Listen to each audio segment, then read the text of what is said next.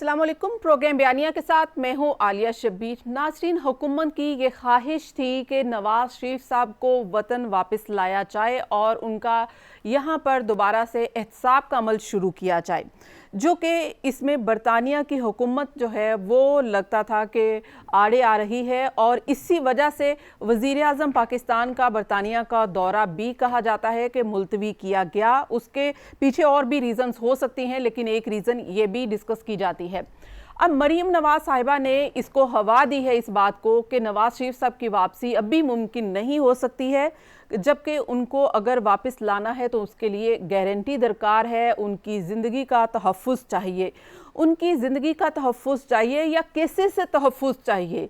अब ये एक वजाहत तलब सवाल है जो कि PMLN से किया जाना चाहिए और हम PMLN से भी और अपने तज्ज़ियाकारों से करेंगे कि नवाज शरीफ साहब की वापसी गारंटी के लिए है या फिर गारंटी किस लिए है, केसेस के लिए है, सेहत के लिए है, ज़िंदगी के लिए है। आखिर ये वजूहात जो हैं PMLN क्यों दे रही है, इसमें क्या नवाज शरीफ साहब की जान को पाकिस्तान में ख़तरा है। और हुकूमत ने एक बार फिर ये तय कर लिया है कि नवाज शरीफ साहब को वापस लाने के लिए बरतानिया के साथ अब मामलात जल्द तय पा जाएंगे। तो क्या बरतानिया जो है वो अपने कानून में कोई तरमीम कर लेगा और पाकिस्तान के साथ कोई ऐसा मुआहदा करने जा रहा है जिससे जो है पाकिस्तान में जो भी ऑफेंडर होगा उसको पाकिस्तान वापस बुलाया जा सकता है।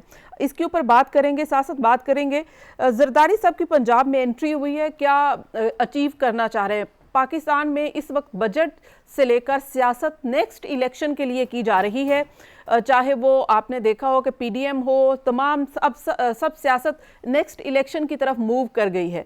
तो जरदारी साहब की पंजाब में एंट्री है, क्या वो पंजाब में नेक्स्ट इलेक्शन में कुछ अचीव करना चाहते हैं, इत्तेहाद बनाना चाहते हैं और क्या उनको पंजाब में स्पेस मिलेगी, इसके ऊपर भी डिस्कस करेंगे। अहम मामला है पाकिस्तान में और वो पाकिस्तान की सिक्योरिटी, दाखिली और खारजी मुहाज का मामला है। पाकिस्तान FATF की ग्रे लिस्ट पर बरकरार है, तो ऐसा क्यों हुआ है कि पाकिस्तान ने तकरीबन तमाम मुतालबात पूरे भी कर दिए, इसके बावजूद जो है FATF की जानिब से डू मोर का मुतालबा किया गया है।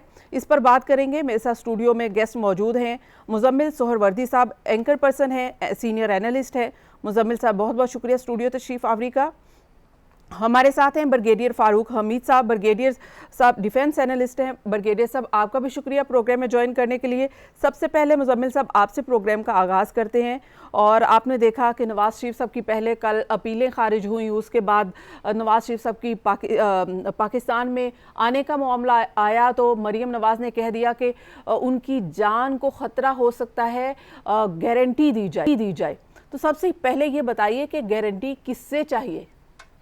देखिए, पहली बात तो ये है कि वो जो अपीलें खारिज हुई हैं वो कैसा खारिज है कि उसमें साथ ये भी लिखा हुआ है कि जब भी वो वापस आएँ आकर दोबारा अपीलें दायर कर सकते हैं।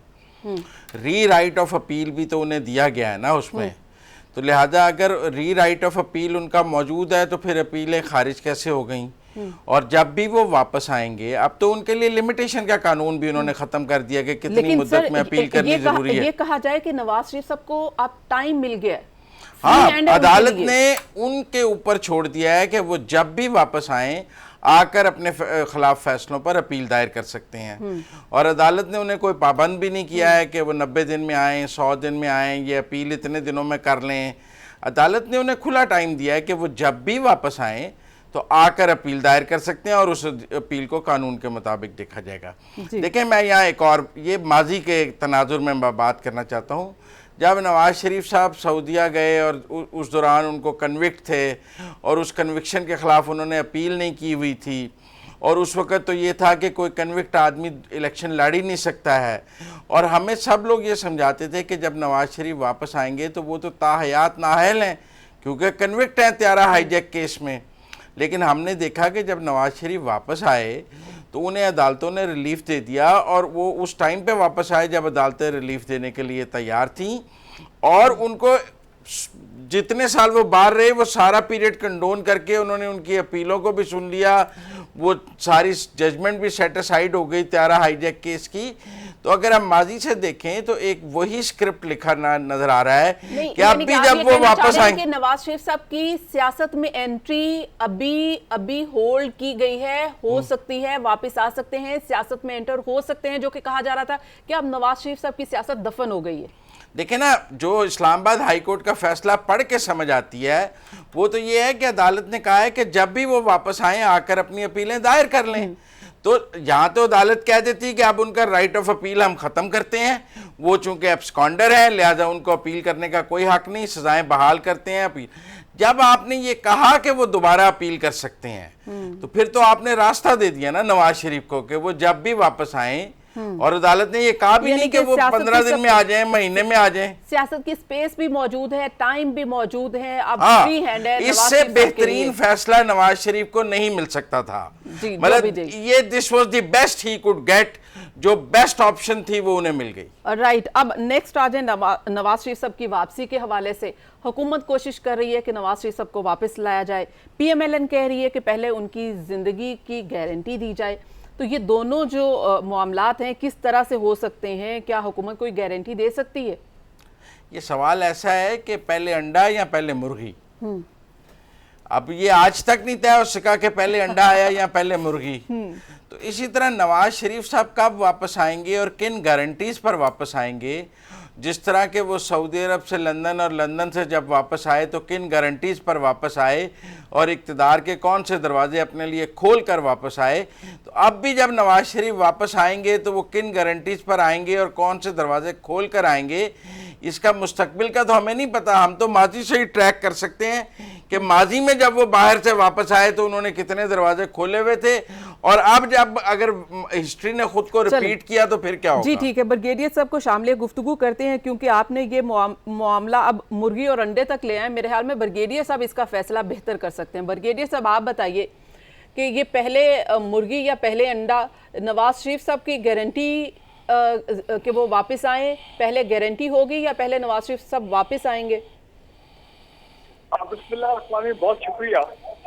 पहले तो हमें ये चीज ध्यान रखनी चाहिए, और हम भूल जाते हैं कि सुप्रीम कोर्ट ने नवाज शरीफ साहब को ताहयात नाअहल कर दिया हुआ है। इसका मतलब ये है कि वो कोई पब्लिक ऑफिस या कोई इलेक्शन इस किस्म का काम वो नहीं कर सकते। राइट, ओके, ये मैं मानता हूँ कि अभी इस्लामाबाद हाई कोर्ट ने उनको वो एक स्पेस दी है कि आप या सरेंडर करें या आपको हुकूमत लेके आए। ठीक है, फिर अगर आप चाहें तो आप इस्लामाबाद हाई कोर्ट में अपना केस जो है वो दोबारा आगे प्रस्तुत कर सकते हैं। अब साथ साथ पहले डेवलपमेंट ये हो रही है कि पाकिस्तान और बरतानिया के दरमियान जो एक्स्ट्राडिशन ट्रीटी है, जो पहले नहीं है, वो अब 2 दिन पहले उनके कोई इंटीरियर मिनिस्टर टाइप शख्स आए हैं, या लॉर्ड नाम उनका मैं भूल रहा हूँ, लॉर्ड तारिक से इंटीरियर मिनिस्टर को भी मिले हैं, और वो ये कहा जा रहा है कि आप जो ड्राफ्ट ऑफ द एग्रीमेंट वो आप कैबिनेट को पेश होगा गालिबन अगले हफ्ते या जब भी, वेरी सून, और वहां पे भी तैयारी हो रही है तो एक्स्ट्राडिशन ट्रीटी हो जाएगी। अब जब एक्स्ट्राडिशन ट्रीटी अगर हो जाती है तो नवाज शरीफ साहब का ऑप्शन क्या है? एक तो ये है कि बरतानवी गवर्नमेंट बिल्कुल कानून के मुताबिक और मेरिट के ऊपर, क्योंकि गवर्नमेंट ऑफ पाकिस्तान ने भी उनके पत्नी red warrant, white warrant, Interpol पता नहीं क्या कुछ और सरकारी रिक्वेस्ट भी की है कि इनको वापस भेजें, तो वो बरतानवी गवर्नमेंट उनको जो है एक्स्ट्राडाइट करती है पाकिस्तान। अगर वो नहीं करते तो हो सकता है कि नवाज शरीफ साहब सर, ये तो इसहाक डार की टाइम पर भी बड़ी ये बातें हुई गई थी कि उनको ले आया जाएगा, लेकिन बाद में आपने देखा कि डिफरेंट मामलात हुए, ये बातें होती है, हुकूमत मुतहरिक होती है, लेकिन बरतानिया की जानिब से कोई एक्शन नहीं लिया जाता। वो इस मामलात पर बात करने को तैयार नहीं है, अपने कानून में तरमीम करने को तैयार नहीं है। अब जब कानून आ जाएगा तो फिर दूसरा रास्ता ये है कि नवाज शरीफ साहब और इसहाक डार वहां पे पॉलिटिकल असाइलम के लिए अप्लाई करें। ने तो कर दिया पॉलिटिकल असाइलम के लिए, जी, पॉलिटिकल असाइलम वाले। और तीसरा यह है कि गवर्नमेंट ऑफ पाकिस्तान जो है वो फिर और तीसरा क्या कि वो वॉलंटरली वो खुद आ गए पाकिस्तान। लेकिन उसके लिए वो कहते हैं कि उनकी लाइफ को थ्रेट है। मरियम नवाज साहिबा ने कहा है कि उनकी जिंदगी की गारंटी दें तो उनको आज की रात की ही फ्लाइट से वापस बुला लेते। तो यानी कि उनकी लाइफ को थ्रेट समझते हैं वो पाकिस्तान में। अब यही मैं कहना चाह रहा हूँ, अब इनका बयानिया बदल के, पहले बयानिया होता था हर पीएम की लीडर का कि जी जब उनको डॉक्टर इजाजत देंगे, उनकी सेहत ठीक होगी फिर वो आएंगे। अब उन्होंने मरीम नवाज ने कह दिया है कि वो सेहत का मसला नहीं करता, अब वो बिल्कुल उनकी सेहत ठीक हो गई है, और अगर उनकी गवर्नमेंट हेल्थ की सिक्योरिटी की तो फिर वो आज रात में उनको बुला सकती है, ये मरीम नवाज ने कहा। तो देखिए ना, गवर्नमेंट ने तो कहा है कि ओके आ जाए, हम आपको एफसी दे देते हैं, रेंजर्स दे देते हैं, आपको पुलिस की गार्ड दे देते हैं, यही सिक्योरिटी दे सकते हैं ना। लेकिन बेस्ट सिक्योरिटी क्या होती है गवर्नमेंट की नजर में, फॉर क्वेश्चन लाइक ये कि वापस दोबारा आप जेल चले जाए, इससे बेहतर और सिक्योरिटी क्या हो सकती है। My point is, Nawaz Sharif साहब जब तक यहाँ पे हालात साजगार नहीं होंगे, जब तक उनके मतलब की गवर्नमेंट यहाँ पे नहीं होगी, तो कभी वापस पाकिस्तान नहीं आएंगे। अज्यूम करते हैं कि 2 साल बाद, अज्यूम करते हैं कि शहबाज शरीफ साहब जो है उनकी कोई कनेक्शन नहीं होती, शहबाज शरीफ साहब बाकी हालात ऐसे पलटते हैं कि वो प्राइम मिनिस्टर बन जाते हैं, तो शहबाज शरीफ साहब को प्राइम मिनिस्टर बनना और नवाज शरीफ का बनना एक ही बात है। वो एक रातों रात वापस आ जाएंगे। फिर वो पूरी कोशिश होगी जस्टिस मलिक यूब टाइप चीज के केसेस को रिवर्स करो, फ्लॉ करो, तो सारा प्रोसेस शुरू हो जाएगा, मैं मानता हूँ। लेकिन मेरा नहीं ख्याल कि शहबाज शरीफ देखिए कि कैसी अनफॉर्चुनेट सिचुएशन है कि हम एहतसाब की बात करते हैं अपने मुल्क में, हम कहते हैं कि ख्वाजा आसिफ हो, ख्वाजा साद रफीक हो, राना सनाउल्लाह हो या कोई खुर्शीद शाह हो, किसी को भी आपने गिरफ्तार किया है, उनको सजाएं दें, उनके खिलाफ मुकदमात जो हैं उनको साबित करें, वो कन्विक्टेड हो, पाकिस्तान में एहतसाब हमें नज़र आए कि एहतसाब हो रहा है। लेकिन अनफॉर्चुनेटली ऐसा नहीं है। ये भी हमें लगता है कि ब्लेम गेम है, एक इक़्तिदार से हट जाता है तो फिर उसके बाद ये एहतसाब जो है उसका अमल शुरू होता है, फिर इक़्तिदार में वो वापस आता है तो ये एहतसाब का अमल जो है वो ख़त्म हो जाता है। देखिए, आपने बड़ी सही पॉइंट आउट किया। शहबाज शरीफ साहब, ख्वाजा साद रफीक और इनके कुछ पीएमएल के लीडर के जो केसेस हैं एहतसाब अदालत लाहौर में, वो मार्च के महीने से इस्तवा में चले गए। उनमें जजमेंट हो रही है 4 महीने से, क्योंकि मोहतरम लाहौर हाई कोर्ट में उनके जो जजेस चेंज किए एहतसाब अदालतों के, वहाँ पे तो अदालतों को हमेशा से हम क्रिटिसाइज करते हैं, हमेशा से जब फैसले किसी के हक में आते हैं, हमारी पसंद के नहीं आते, हम क्रिटिसाइज करते हैं। वही अदालतें जिन्होंने, आपने खुद कहा कि नवाज शरीफ को ताहयात नाहिल किया, वही अदालतें हैं अगर उनको कहीं रिलीफ मिलता है तो आप कहते हैं कि ये यहाँ से देखें कि उनके हक में फैसले आने लगे। नहीं, देखिए सुप्रीम कोर्ट ने अगर उनको नाअहल किया, अगर आज सुप्रीम कोर्ट उनको बहाल कर देती है, कोई ऐसा होता है तो भाई ठीक है, सुप्रीम कोर्ट ने किया है। मैं ये कह रहा हूँ कि शहबाज शरीफ साहब, इन लोगों ने, आप देखिए कैसे इन्होंने सूरत हाल को मैनेज किया है, कि जो भी सूरत हाल है कि इनके 4 महीने से केसेस चल ही रहे, तो फिर कैसे कन्विक्शन हो?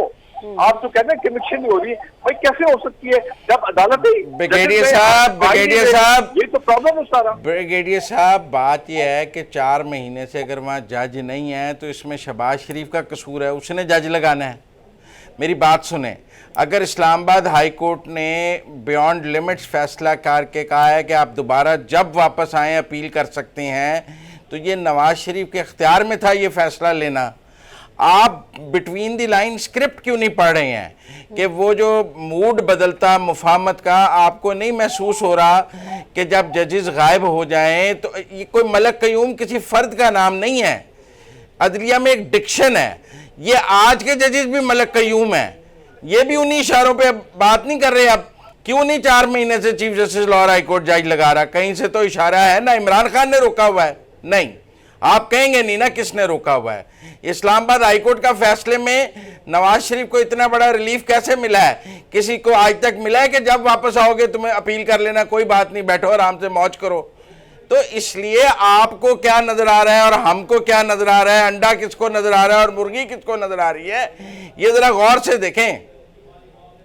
नहीं, इस्लामाबाद हाई कोर्ट ने तो इनको इश्तिहारी डिक्लेयर किया। भाई उन्होंने इश्तिहारी, इस मुल्क में किसी इश्तिहारी की अपील इस तरह रिजेक्ट हुई है कि जब दोबारा आओगे तो कर लेना? कोई मुझे प्रेसिडेंट दिखा दे, कोई प्रेसिडेंट दिखा दे, कोई प्रेसिडेंट दिखा दे कि किसी इश्तिहारी को दोबारा मौका दिया गया हो। देखें, कोई प्रेसिडेंट, ये भी आप बता दें कि जो शहबाज शरीफ साहब के साथ हुआ कि अदलिया ने इजाजत भी दे दी, लेकिन रातों रात जब वो बाहर गए तो ग्रेड 17 के अफसर ने उनको रोक लिया एयरपोर्ट के ऊपर। It has happened in Pakistan. तो इसका मतलब है ब्रिगेडियर साहब, जुडिशरी और गवर्नमेंट के दरमियान गैप है ना। अभी तो शहबाज शरीफ ने दोबारा अप्लाई नहीं किया ना, वो जब दोबारा कोर्ट जाएंगे तो फिर देखेंगे उस ग्रेड 17 के अफसर का क्या बनता है।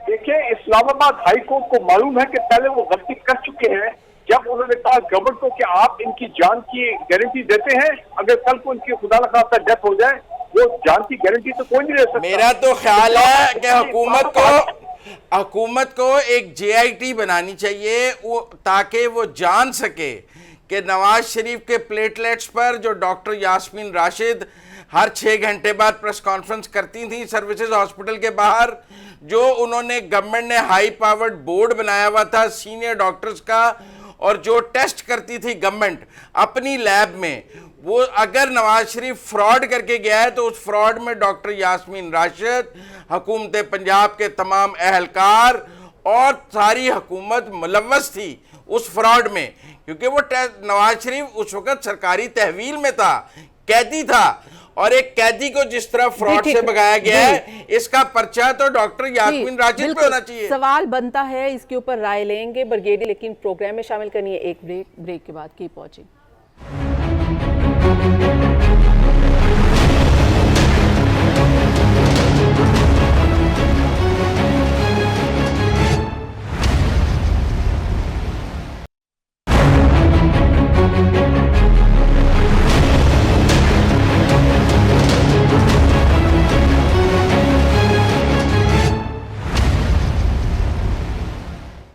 वेलकम बैक नाजरीन, प्रोग्राम में एक बार फिर से खुशामदीद। ब्रिगेडियर साहब, आज हैं आप इसी पॉइंट के ऊपर कि जो नवाज शरीफ साहब को जाने की इजाज़त दी गई, हुकूमत जिम्मेदारी लेने को तैयार नहीं थी, ये बिल्कुल बात सच है, लेकिन हुकूमत ने ये फैसला किया, लेकिन वो हुकूमत की कस्टडी में थे। तमाम रिपोर्ट्स जो उनकी आ रही थी उनकी हेल्थ के हवाले से, वो हुकूमती लैब और तमाम उसके ऊपर बोर्ड बैठा था, उन्होंने वो बनाई थी। तो आज किसी ने उनसे पूछा नहीं है कि भाई ये रिपोर्ट कैसे बनी थी, किसने बनाई थी, और ये सही थी भी या नहीं। आज हुकूमती वुज़रा कहते हैं ना कि ये बोगस था सब कुछ, तो उसमें जिम्मेदार तो फिर ये हुकूमत है। देखिए, यहाँ पे मैं थोड़ा आपसे एग्री करूंगा जो अपना मुजम्मिल साहब कह रहे हैं कि हुकूमत ने कहा था कि हम इंक्वायरी ऑर्डर करेंगे कि ये कैसे इनके जो रिजल्ट्स हैं, मेडिकल रिजल्ट, लैब रिजल्ट, वो शायद टेम्पर हुए हो, किसी ने उनको तब्दील किया हो या कुछ जल्दी रिजल्ट हो। हम भी एक्सपेक्ट करते कि ये इंक्वायरी होगी, लेकिन आपकी बात सही है, पंजाब गवर्नमेंट ने या फेडरल गवर्नमेंट पे इससे इंक्वायरी कोई नहीं की है। दोस्तों, उन्होंने अपने खदशात का इजहार किया था कि यहाँ पे कोई गड़बड़ हुई है, लेकिन ओवरऑल उसके मुल्क पे इतनी हाइप क्रिएट हो गई थी, मीडिया में इतनी हाइप थी, अदलिया जो है वो परेशान लगती थी। फैसले मीडिया में किसी खबर की बुनियाद पर नहीं किए जा सकते सर, आप एहतसाब किसी और वो हाइप गवर्नमेंट ने खुद बनाई, दिन में 3-3 प्रेस कॉन्फ्रेंस करके। जी, आपको मालूम है कि मीडिया में एक बड़ी strong pro Nawaz Sharif lobby है, अभी भी मौजूद है। प्रो नवाज शरीफ लॉबी ने एक बहुत हंगामा क्रिएट किया था पाकिस्तान ने कि जैसे पता नहीं अगर आज रात तक वो नहीं जाएंगे तो उनको क्या हो जाएगा। सर एक सेकंड यहाँ पर मुझे एक चीज बता दें, अगर ये जिम्मेदारी ये भी आप मामला सहाफियों पर डाल दें, आप मीडिया पर डाल दें, लेकिन ये बताएं कि ये जो रिपोर्ट्स आ रही थी कि प्लेटलेट्स आप देखें बिल्कुल खत्म हो गए, अब अगर नहीं गए तो जान को खतरा, ये रिपोर्ट्स तो मीडिया ने नहीं दी ना, ये तो सरकारी रिपोर्ट थी। देखिए, फिर मामला मीडिया के ऊपर, मीडिया पे तो जो सरकारी रिपोर्ट्स आएंगी वो ही चलाई जाएंगी, उसी तनाजुर में बात की जाएगी। देखिए, इसका एक पहलू नहीं है, इसका मेडिकल एस्पेक्ट है, इसका लेबोरेटरी वाला एस्पेक्ट है, इसका मीडिया वाला एस्पेक्ट है, नहीं पॉलिटिकल एस्पेक्ट है। एक और बात बताएं, एक और ब्रिगेडियर साहब एक और बात बताएं, एक मिनट, नहीं एक सवाल मैं आपसे करना चाहता हूँ। ये एक कलेक्टिव फेलियर था। नहीं कलेक्टिव फेलियर। मैं एक और सवाल आपसे ब्रिगेडियर साहब करना चाहता हूँ, मैं आपसे एक और सवाल करना चाहता हूँ। नवाज शरीफ साहब सर्विसेज हॉस्पिटल लाहौर में दाखिल थे, उन्होंने कहा मेरी बेटी मरियम नवाज को जेल से मेरे पास लाया जाए। कानून में कोई ऐसी रियायत मौजूद नहीं थी कि एक कैदी को दूसरे कैदी के साथ हॉस्पिटल में रखा जा सके। हुकूमत पंजाब ने out of the way Maryam Nawaz को भी जेल से निकाल के सर्विस हॉस्पिटल एडमिट करा लिया और बाप बेटी को इकट्ठा कर दिया। ये उनको ये रियायत देने के लिए उनको लाहौर हाई कोर्ट ने कहा था, ये लिवरेज आप दे दें कि इंसानी ये उनको लाहौर हाई कोर्ट ने कहा था। और कितने कैदियों को ये रियायत आप देते हैं कि उनकी बेटी उनके साथ आके या बेटा उनके साथ आके रह ले। मतलब स्पेशल सलूक आपने, मतलब वैसे अदालत को गाली निकालना तो बहुत आसान है। जो रियायतें और जो फेवर्स हुकूमत ने खुद दी नवाज शरीफ को, जिसकी जिम्मेदार ये हुकूमत खुद है, जिस तरह ये नवाज शरीफ के आगे सरनगू थी उस वक्त, उसका कोई सवाल ही नहीं है। अदालत को कोई गाली नहीं निकाल रहा। मेरा मतलब तो जो ये हुकूमत नवाज शरीफ के आगे ऐसे लेटी हुई थी कि पता नहीं क्या हो गया।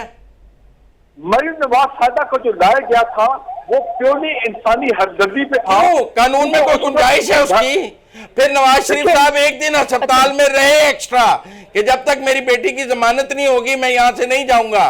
फिर उनकी जमानत हुई, वो अपनी बेटी को अस्पताल से एक जुलूस की सूरत में लेकर जाती उमरा गए और उस जुलूस को पंजाब पुलिस गार्ड कर रही थी।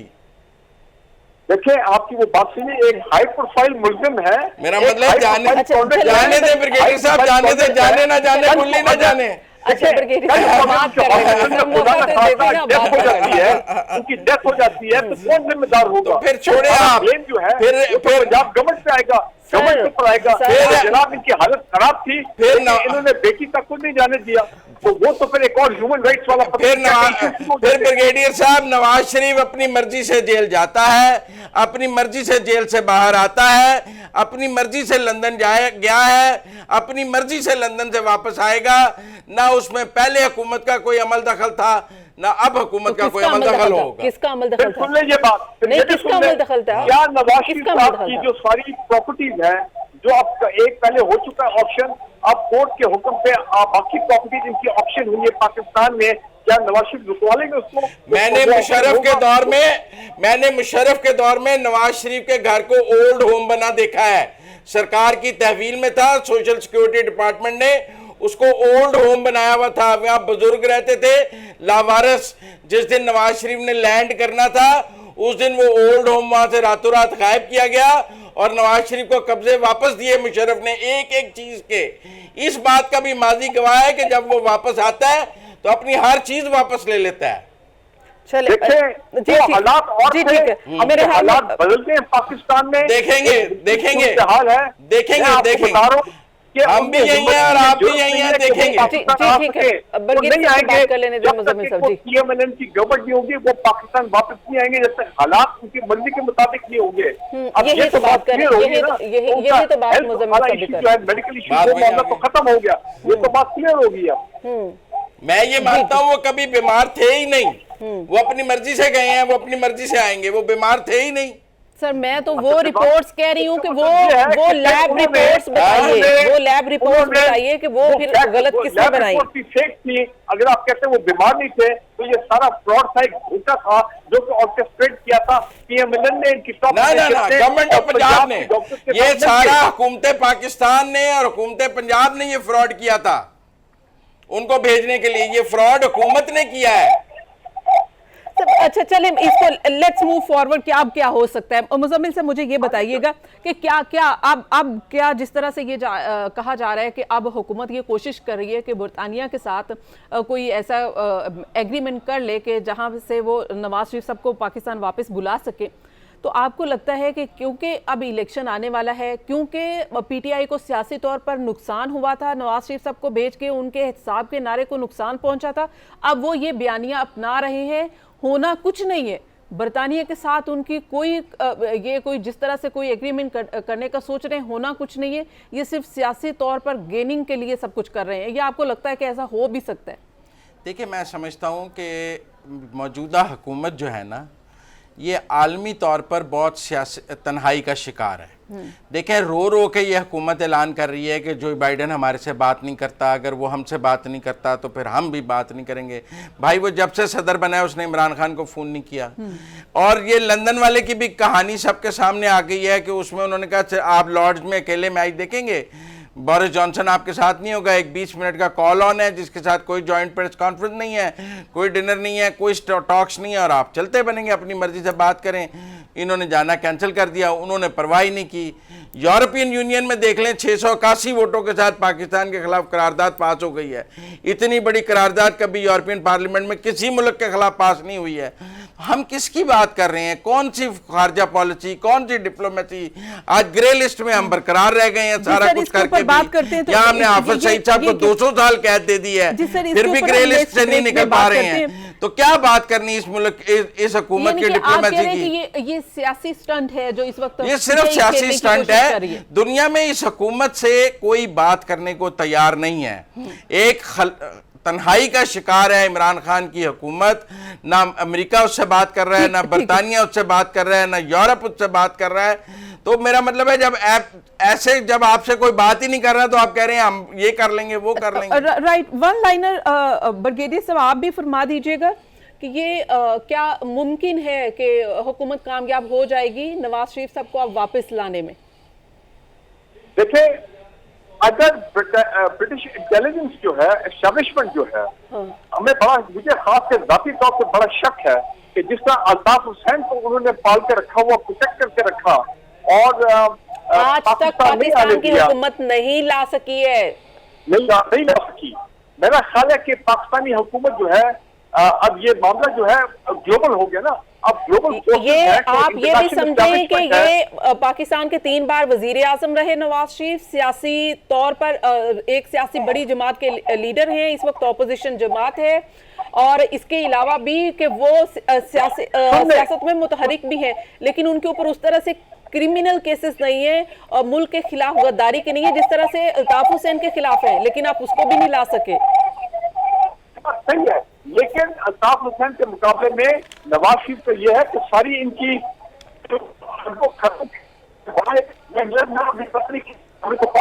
जी ठीक है, जी ठीक। ब्रिटिश एस्टैब्लिशमेंट, मेरा भी ख्याल है कि वो नवाज शरीफ को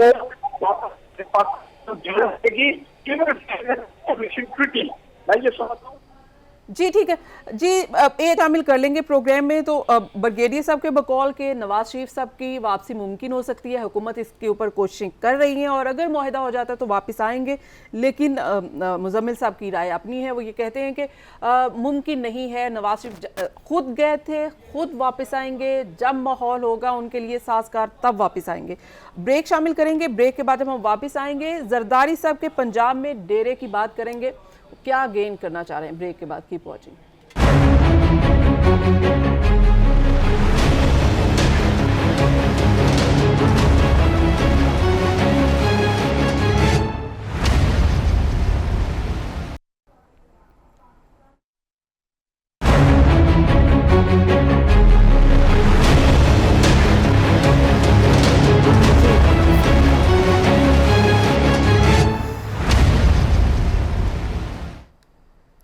वेलकम बैक नाजरीन। जरदारी साहब ने पंजाब में डेरे लगा लिए हैं और ऐसा कहा जा रहा है कि अब वो अगले इलेक्शन के लिए इत्तेहाद और पंजाब में सियासी स्पेस क्रिएट करने की कोशिश की जा रही है, और ये भी तज्जिया आ रहा है कि इसमें शायद उनको कोई बड़ी कामयाबी नहीं मिल रही है। मुजम्मिल साहब, आप क्या समझते हैं? सबसे पहले तो क्या जरदारी साहब कामयाब हो पाएंगे पंजाब में स्पेस क्रिएट करने में, और अगर कामयाब होते हैं तो इसका नुकसान PTI को होगा या PMLN को? देखें, आसिफ जरदारी साहब ने जो पंजाब में मुलाकातें की हैं वो पीपल्स पार्टी के लोगों से, उसमें पीपल्स पार्टी पंजाब के तमाम लोगों ने उन्हें कहा है कि अगर आपने पंजाब में जगह बनानी है तो आप एंटी नवाज सियासत करें। और क्योंकि पंजाब में दो तरह का वोट बैंक है, एक प्रो नवाज वोट बैंक है, एक एंटी नवाज वोट बैंक है। अब पंजाब में कोई Bhutto anti Bhutto vote bank नहीं रहा जो 70 की दिहाई में होता था। अब Nawaz anti Nawaz vote bank है। नवाज का वोट बैंक नून लीग के पास है, anti Nawaz vote bank Tehreek Insaf के पास है। लिहाजा हाँ, peoples party pro Nawaz vote bank तो नहीं ले सकती जब तक नवाज शरीफ जिंदा है या उसकी पार्टी तकसीम नहीं होती या वहाँ भी भुट्टो जैसी सूरत हाल नहीं होती, तब तक तो वो नवाज शरीफ के होते हुए उसका वोट बैंक अभी तक इंटैक्ट है। लिहाजा पीपल्स पार्टी को अपनी space anti Nawaz vote bank से बन सकती है। इसीलिए फिर चौधरी बरादरान से भी मुलाकात हुई, तो वो एंटी नवाज वोट बैंक के लिए पीपल्स पार्टी की फिर मजबूरियां हैं मरकज में, उन्हें पार्लियामेंट में नून लीग के साथ मिलकर चलना है, बिलावल और शहबाज शरीफ की मुलाकातें मिलकर अदम एतमाद करनी है, और जो अगला स्क्रिप्ट है वो नून लीग के बगैर मुमकिन नहीं हो सकता। लिहाजा जरदारी साहब की मुश्किल ये है कि अगर उन्होंने पंजाब में वोट बैंक बनाना है तो उन्हें पार्लिमानी सियासत को कुर्बानी देनी पड़ेगी, और अगर पार्लिमानी सियासत करनी है तो पंजाब में वोट बैंक की बहाली की कुर्बानी देनी पड़ेगी। तो इसलिए अभी तक जो उनका दौरा है वो आए तो पंजाब की नई तंजीम बनाने थे, अभी तक उन्होंने ओहदेदारों का ऐलान भी नहीं किया है, बहुत लोगों को वो मिल रहे हैं। उन्हें जो नज़र आया है वो ये है कि उनकी कुछ स्पेस बनती है जनूबी पंजाब में, सेंट्रल पंजाब में तो स्पेस नहीं बन पा रही है। जनूबी पंजाब में स्पेस तब बनती है कि जो विनिंग हॉर्सेस पीएमएलएन से पीटीआई में गए थे वो अब पीटीआई से पीपल्स पार्टी में आ जाएं, और अगर साउथ पंजाब के वो विनिंग हॉर्सेस जो इस वक्त तरीन साहब के साथ हैं वो टूटकर पीपल्स पार्टी में आ जाएं और अगली दफा उन्हें एस्टेब्लिशमेंट तोहफे में जरदारी साहब को दे दे, जैसे पिछली दफा इमरान खान को दिए, 13 में नून लीग को दिए, उससे पहले काफ लीग को दिए, हर दफा जीतने वाली पार्टी को वो तोहफे में मिलते हैं, तो फिर पीपल्स पार्टी पंजाब से कुछ सीटें ले सकती है। सबसे पहले लीक जो है वो मुजम्मिल साहब के पास होता है, क्योंकि ये हर तज्जिये में स्क्रिप्ट का लाजमी जिक्र करते हैं। जी, बगैर स्क्रिप्ट के क्या चल सकता है जी? यानी कि पाकिस्तान की सियासत नामुकम्मिल है स्क्रिप्ट के बगैर। स्क्रिप्ट के तो इसलिए मैं समझता हूँ कि अब उनका अगला फोकस जनूबी पंजाब पे होगा। जी ठीक है ब्रिगेडियर साहब, ये स्क्रिप्ट लिखने वाले फिर लिखेंगे जरदारी साहब की झोली में डालेंगे?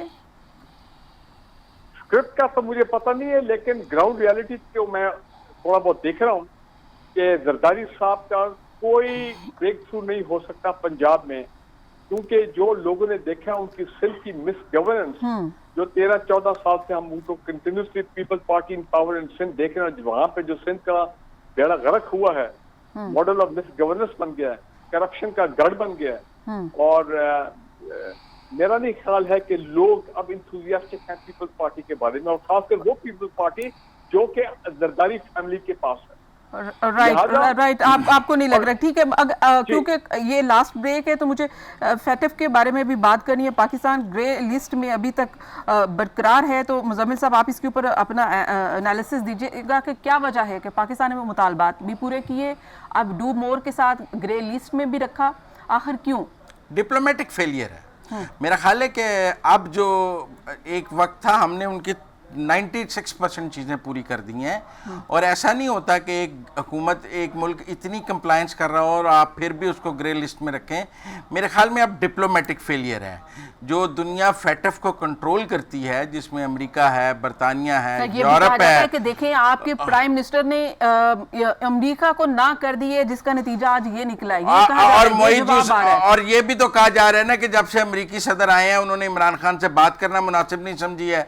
मोहित यूसुफ साहब भी कह रहे हैं कि अच्छा वो नहीं बात करना चाहते तो हम क्या करें।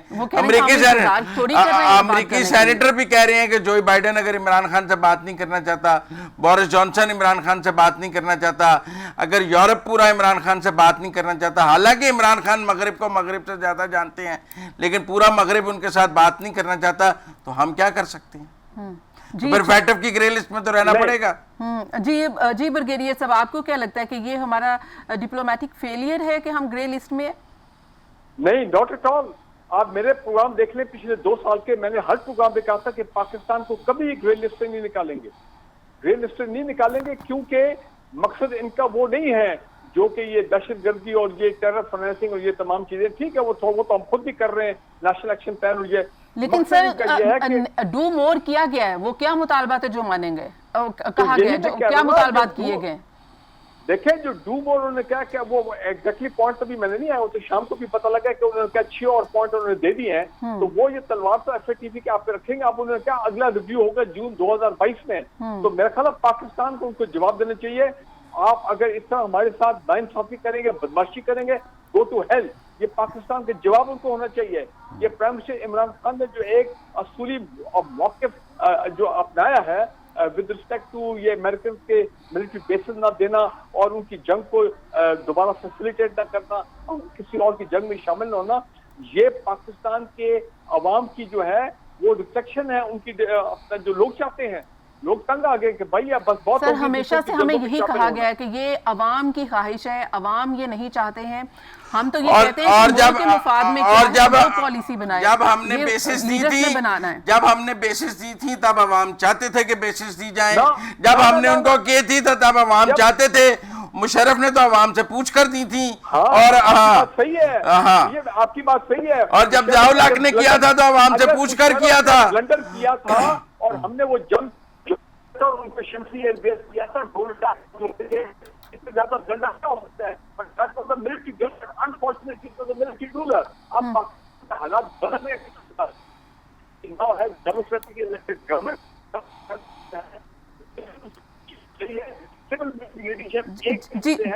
जी ठीक है मुजम्मिल साहब, मुजम्मिल साहब मुझे ये बताइए कि अभी जो नए 6 पॉइंट जो जिनका ब्रिगेडियर साहब ने भी जिक्र किया कि क्या पाकिस्तान ने तो तकरीबन हर पॉइंट के ऊपर अमल कर दिया, तो अब क्या मुतालबा किया जा रहा है, डू मोर क्यों कहा जा रहा है? UN सिक्योरिटी काउंसिल की जो दो करारदादें हैं पाकिस्तान में कलअदम तंजीमों के हवाले से, वो कह रहे हैं कि उनमें जिनको UN सिक्योरिटी काउंसिल ने टेररिस्ट डिक्लेयर किया हुआ है उनको प्रोसिक्यूट करें, इन्वेस्टिगेट करें, सजाएं दें। ठीक है ना, उसके स्टेप्स हैं कि उनकी तंजीम के बारे में ये वो कंप्लायंस वो मांग रहे हैं उस हवाले से। और वो अब नई ऐड नहीं की हैं, ये पहले दिन से मौजूद है। वो 26 पॉइंट के नीचे हैं वो 6 पॉइंट कि उसकी कंप्लायंस में ये 6 शिकें शामिल हैं, नए तो नहीं हैं। लेकिन मैं फिर भी समझता हूँ कि ये डिप्लोमेटिक फेलियर है। इससे निकलने के लिए हमें मगरिब के साथ एग्रेसिव डिप्लोमेसी करनी पड़ेगी, ताल्लुकात ठीक करने पड़ेंगे। अब ये कहना कि जी हम अपने ऊपर पाबंदियां लगवा लेंगे, ये कर लेंगे, तो ये कोई अच्छी सोच नहीं है। मेरे ख्याल में निकलने का रास्ता बनाना अच्छी सोच है, फंस जाने का रास्ता बनाना तो कोई नहीं।